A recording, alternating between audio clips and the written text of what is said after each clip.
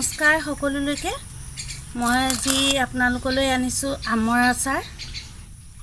আৰু এয়া মই কেইটামান আম লৈ লৈছো কেঁচা আম আৰু দুই এটা অকমান হেৰি হৈছে ৰং ধৰিছে কিন্তু এইকিটা কেঁচাই এনে দেখাতে এনেকুৱা হৈছে ঘৰৰে আম গতিকে মই এইকিটা ভালকে ধুই লম এতিয়া আৰু ধুই পেলাই কাটিম এইখিনি আম মই কাটিলো আৰু এইখিনি আম এতিয়া মই অলপমান নিমখ দি এৰাতি তিয়াই থৈ দিম আৰু একো কৰিব নালাগে এৰাতি তিয়াই থৈ দিম এয়া এইখিনি আম মই এৰাতি তিয়াই থলো নিমখত আৰু এতিয়া ইয়াৰ পৰা বেছি পানী ওলোৱা নাই অলপ অলপ পানী ওলাইছে আৰু এতিয়া এইখিনি মই এখন কাপোৰত মই ডলাত মেলি লৈছো এখন কাপোৰত এতিয়া দিম মই এইখিনি টুকি দিম আৰু কাপোৰখনত টুকাৰ পিছত এই কাপোৰখন বান্ধি মই ৰ'দত 1 ঘণ্টা ৰাখিম মই বান্ধিম এতিয়া বান্ধি এনেকে মই 1 ঘণ্টা ৰ'দত উলমাই থম এয়া মই ৰ'দত 1 ঘণ্টা পুৰা ৰাখিলো এতিয়া মই এইখিনি এনেকে মেলি দিম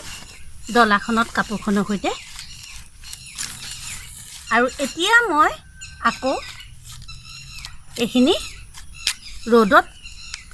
4-5 ঘণ্টা এনেকে ৰাখি দিম আৰু ইয়াত অলপ হালধি সানি দিম মই এয়া মই ইয়াত এতিয়া অলপ হালধি ছটিয়াই দিছো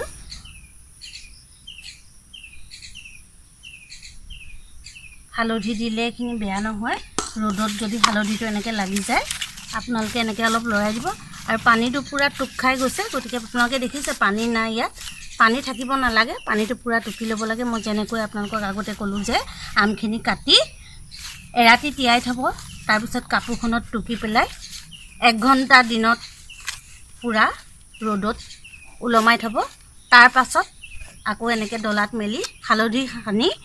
4-5 ঘণ্টা এতিয়া আমি এনেকে ৰাখি দিম ৰ'দত এয়া মোৰ আমখিনি মোৰ ৰ'দত দিয়া হৈ গ'ল শুকাই গ'ল আৰু বেছি শুকাবলৈ দিব নালাগে বেছি শুকাবলৈ দিলে আচাৰটো টান হৈ যায় লিকটিয়া হৈ যায় খালি পানীখিনি যাবলৈ দিব লাগে সেইকাৰণে মই দিনটো ৰ'দত দিলো আজি 4-5 ঘণ্টা ৰ'দত দিলো ৰ'দত দিয়াৰ পিছত এতিয়া এইখিনি মই বনাম এয়া মই তেল গৰম কৰি থৈছো আৰু এতিয়া এইখিনি মই অকমান ঠাণ্ডা হ'বলৈ দিম এয়া মই তেলখিনি গৰম কৰিলো আৰু অলপ দেৰি ঠাণ্ডা হ'বলৈ দিলো এতিয়া এইখিনি মই আমখিনি ঢালি দিম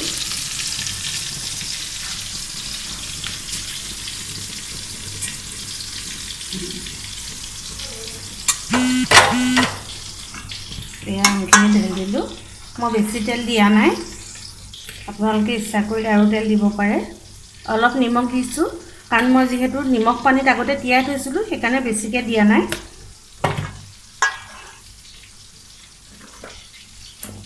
এতিয়া ইয়াত অলপ মই জলকীয়া গুড়ি দিম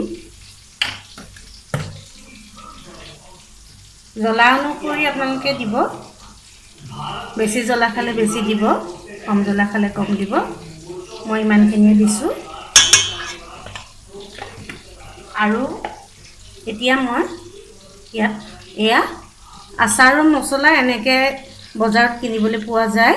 ইয়াত সব মিক্স হৈ থাকে এনে সাধাৰণতে মই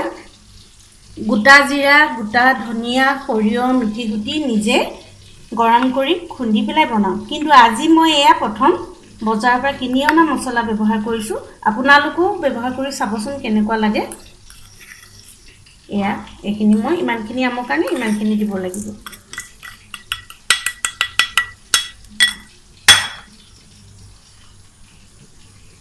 আৰু এতিয়া মই ইয়াত অলপ ভিনেগাৰ দিম এখন চামুচে মই 1 চামুচ ভিনেগাৰ দিছো এতিয়া মই এইখিনি ভালকে লৰাই দিম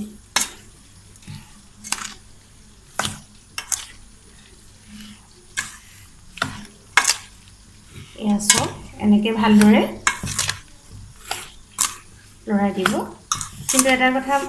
মনত ৰাখিব আমখিনি শুকুৱাৰ লগত ৰ'দত দিয়াৰ লগত বহুত কথা থাকে ভালকে শুকুৱাই ললে আৰু এটা হিচাপত যদি আপুনি কৰে তেতিয়াহলে আচাৰ খাবলৈ খুব সুন্দৰ হয় আৰু পানী বিশেষকৈ থাকিব নালাগে আৰু এনেকে আপুনি আচাৰ বনাই চাবচোন কেনেকুৱা লাগে জনাব মোক আপোনালোকে যদি ভাল পায় মোৰ ৰেচিপিটো তেতিয়াহ'লে কমেণ্ট কৰিব লাইক কৰিব সাবস্ক্ৰাইব কৰিব তেতিয়া আগলৈও মই আপোনালোকৰ এনেকুৱা আৰু বিভিন্ন ধৰণৰ ৰেচিপি দিবলৈ আগ্ৰহী হ'ম গতিকে আপোনালোকে যাতে লাইক আৰু সাবস্ক্ৰাইব কৰে